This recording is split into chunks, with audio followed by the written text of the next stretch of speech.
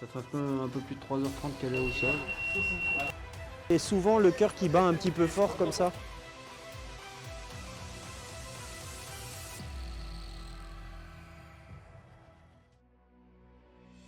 Aujourd'hui, nous sommes de garde au VSAV de Charonne. Le véhicule de secours et d'assistance aux victimes est l'engin qui intervient le plus à la brigade des sapeurs-pompiers de Paris. Le VSAV, c'est 345 103 interventions en 2020, soit une intervention toutes les 90 secondes. Conçu pour porter secours aux personnes à domicile, sur voie publique ou encore sur feu, il est armé de 3 secouristes. Aujourd'hui, c'est Clément, Maxime et Nathan que l'on va suivre. Première intervention de la journée. L'équipage est déclenché pour un accident de circulation. Transmettez pour le VSAV de Charonne. Pour info, on a récupéré la victime, on va se le placer au niveau de la sortie AA. Dès que t'es prêt, on la met dans le SAV de Charonne. Donc là il y avait un premier engin qui était déjà arrivé avant nous. Du coup ils ont pris en charge la victime et puis on va la remettre dans notre VSAV pour la transporter à l'hôpital. Pour un accident sur voie rapide, 2 véhicules sont déclenchés pour intervenir. Mais à notre arrivée, la victime était déjà prise en charge par l'équipage de Ménilmontant. Celle-ci finira par être transférée dans le VSAV, car le véhicule de Ménilmontant est initialement dévoué à faire des feux. VSAV 416 de Charonne qui se rend pour une femme ayant des vertiges et des sueurs, est-ce correct de parler? Qu'est-ce qui se passe là, Là on est réengagé sur une autre intervention. Du coup on nous a transmis les infos par radio. Et du coup on se rend sur l'intervention.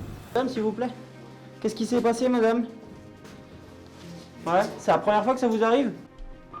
C'est vraiment les mains fortes. Non, je veux pas rester à l'hôpital, là. Ils vont me laisser des heures, là. Si nous on se déplace, on vous emmène à l'hôpital. Moi je suis pas médecin. Bah là la dame se plaint d'une grosse fatigue, de vertige et surtout de nausées aussi, accompagnées à des vomissements. Cette dame ne veut pas être transportée à l'hôpital. Mais le chef d'agré se doit de contacter la coordination médicale où un médecin prendra la décision.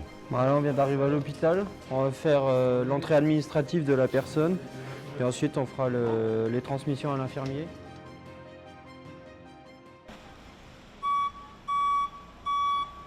De retour à la caserne, l'équipage pourra effectuer les tâches retardées par les interventions. Et Nathan, t'es en train de faire quoi là? Je peux faire la vérification de matériel. Ça permet de vérifier qu'on a tout le matériel avec nous qu'on pourrait avoir besoin sur l'intervention. À peine terminé, ils doivent repartir sur une nouvelle mission. C'est bon, on part sur quoi là? Alors là on va sur une femme de 53 ans qui a des douleurs au genou. Qu'est-ce qui se passe? J'ai gonflé les genoux, je peux pas marcher. Ouais. Vous arrivez quand même à bouger. Vous sentez bien le bout du pied? Alors là, c'est une dame qui a été opérée en 2014 de sa rotule, elle me dit, et elle aurait des difficultés à se déplacer depuis ce matin.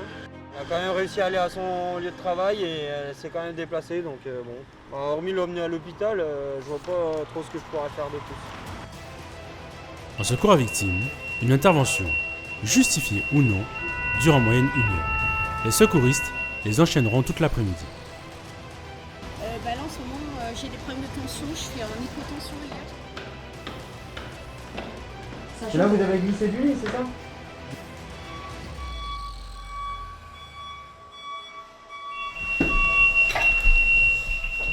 Alors Clément, pas le temps de manger? On mangera plus tard. À peine assis, le VSAV est de nouveau sollicité. Toute l'après-midi, ils n'arrêteront pas, entre les malaises, les personnes blessées ou encore les personnes en état d'ébriété. En raison de cette forte sollicitation, un changement d'équipage est normalement prévu afin d'avoir un repos physiologique. Mais aujourd'hui, pas le temps de se reposer.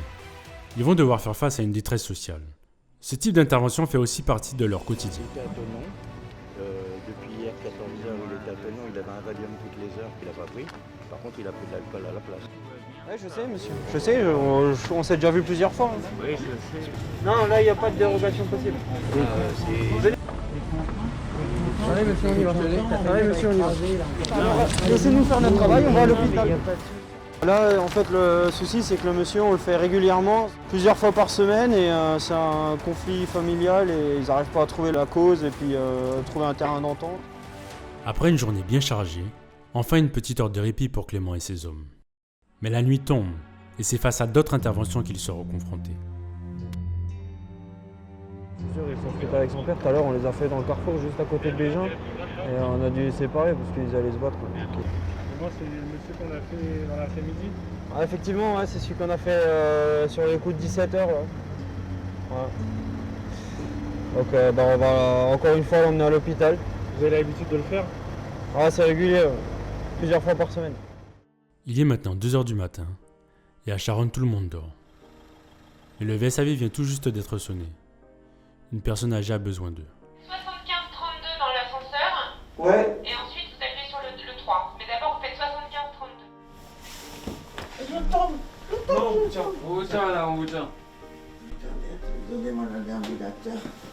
Mais je ne sais pas comment voulez-vous que je vous l'apporte. Je veux savoir, c'est là où il a le problème. Dans la capitale, beaucoup de personnes âgées sont seules. de mal, comment? Oui. C'est généralement le cas sur ces interventions. Ah, vous avez juste à la recoucher, c'est ça? On va s'assurer que tout va bien et la recoucher. La fatigue commence à peser. Mais 1 heure plus tard, un homme de 70 ans, atteint de la maladie d'Alzheimer, ne répond plus. En fait, c'est pour stimuler la victime vu qu'elle a les yeux fermés et qu'elle ne répond pas verbalement. En gros, on la stimule pour voir si c'est vraiment Il n'a pas vomi? si elle est en état de coma ou pas. Mais heureusement, cet homme finit par se réveiller. C'est bientôt la fin pour Clément, et la fatigue s'accumule. D'ailleurs, une étude sur le sommeil a été menée par l'Institut de recherche biomédicale des armées, et le résultat de cette analyse a démontré scientifiquement le manque chronique et exceptionnel de récupération de nos sapeurs-pompiers. Ce manque pourrait avoir un impact direct sur la performance et la sécurité sur intervention.